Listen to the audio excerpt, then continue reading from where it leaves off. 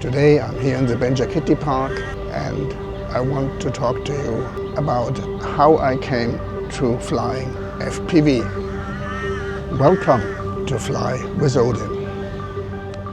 In the beginning, when I started YouTube, after a while I saw the drone footages of other creators and I thought, oh, I want to do that too.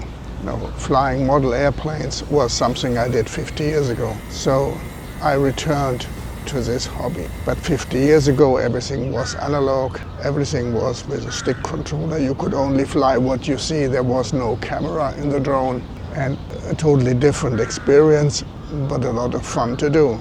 But due to all my workload at that time, I had to give up this hobby because I was self-employed and I had to put all my energy into my business.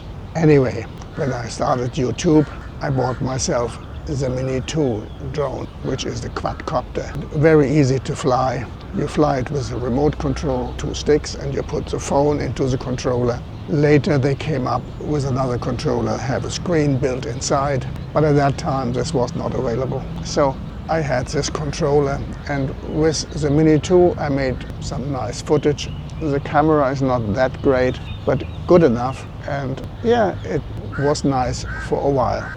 Then DJI brought their first FPV drone. This drone was, wow, it was a beast. And I was thinking a lot, should I buy it or not? I viewed all the tests and I saw that all the creators were flying the drone with a GoPro on top. So the camera of the drone was not really good enough to make YouTube videos. People may have different ideas on this, but this is the impression I got, because everybody put a GoPro on top. One reason, if you crash this drone, you not only lose the drone, you also lose a GoPro. So this held me back already. The second thing is, you fly with glasses. You don't see anything around yourself, and you have this first-person view impression. You look out of the drone, which is probably amazing.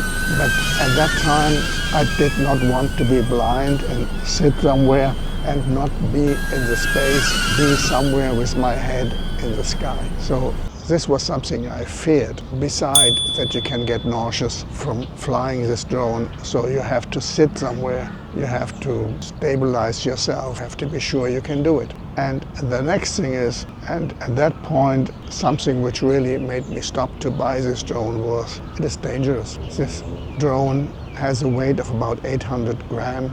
It is more than 100 kilometers per hour fast. It has some very sturdy 3-blade props. So it is actually a flying chainsaw, and it is a weapon. I don't know, I didn't hear any deadly incidents. I did not hear of any casualties from flying this drone. But for me, I feared it because I thought, if I hit somebody with this drone, they will be seriously hurt. So to fly anywhere near people, to fly anywhere where you can always hit somebody, I just didn't want to do this. So I stayed away from that drone. And then I think about 2 years later, or 1.5 years later, DJI came out with the Avata. The Avata is something like 400 grams. It is about 50 kilometers per hour fast. And the most important thing, it has prop guards. So the props are shielded in a ring.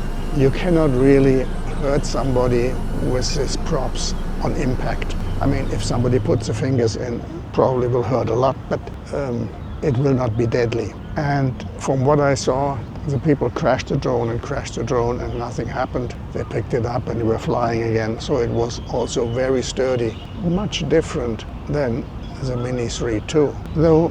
And then the last thing which convinced me was the camera, which was much better than the Mini2 and much better than the first FPV drone.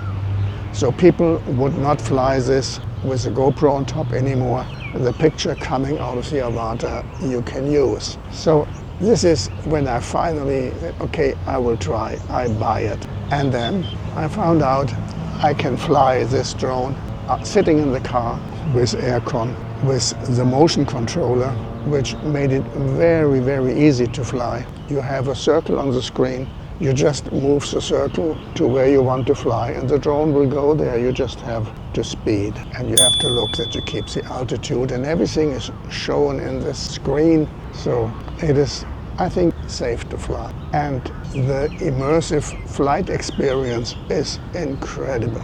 Once I flew the Avata, I was hooked. I wouldn't touch the Mini2 anymore. I would only fly Avata. One downside of the Avata is it is screaming loud. First, I hated it because you get a lot of attention. You cannot fly somewhere and nobody sees you. But even if you fly like 20, 30 meters above the people, they will all look up, what is this? But on the other hand, this screaming sound will scare birds away. So even when I was flying around birds of prey, they would keep a distance. They would fly away.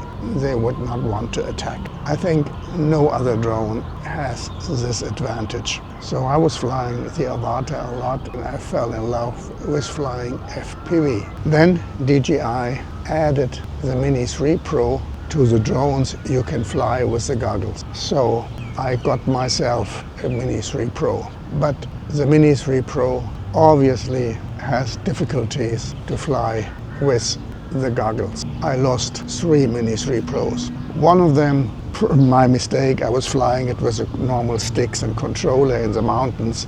I was flying backward and I probably hit the mountain and the drone fell. There was nothing I could do anymore, and it was stuck up on a cliff a few hundred meters high, unreachable for me. So I had to write this off. And then the next Mini3Pro I lost over water. I made a video about this. To fly the Mini3Pro above water is dangerous because it does not give you the exact height. It is above the water, so you can come too near.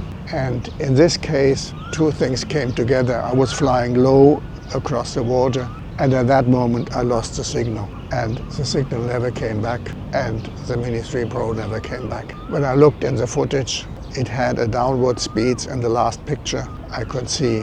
So probably this downward speed continued, and only seconds after I lost the signal to the Mini3Pro, it ditched into the water and was lost. Okay, I lost 2 Mini3Pro, and the third one I sold again now because I switched to the O4 system. I now have the Avata 2, so I sold the Avata 1 and I sold the Mini3Pro. I was thinking about buying the Mini4 Pro, but I decided against it. I will either buy the Neo or I will just wait what is coming. I think there is a Neo 2 coming, or maybe a Mini Pro 5, but actually I'm more looking for the Neo 2 because the Neo 2 is the most versatile drone I ever saw. You can fly without controller, you can fly with every controller, you can fly with the goggles. So this drone can do everything, and it is very good in tracking. The tracking is actually the only reason I would buy it. So I can also do this kind of videos, which I cannot do with the Avata. So now you know how I came to fly FPV, and I'm sure I don't miss any other drone. I don't want to have any other drone. The Avata 2 is my go-to drone for everything. Yeah, if you have any questions, let me know in the descriptions below. Tell me what kind of drone you fly. Tell me if you would like to fly with goggles, what is holding you back, or tell me how you came to fly with goggles. And if you like this video, please click like, and if you want to stay with me, you can click here, here, here, or here. Thank you for watching. See you in the next video.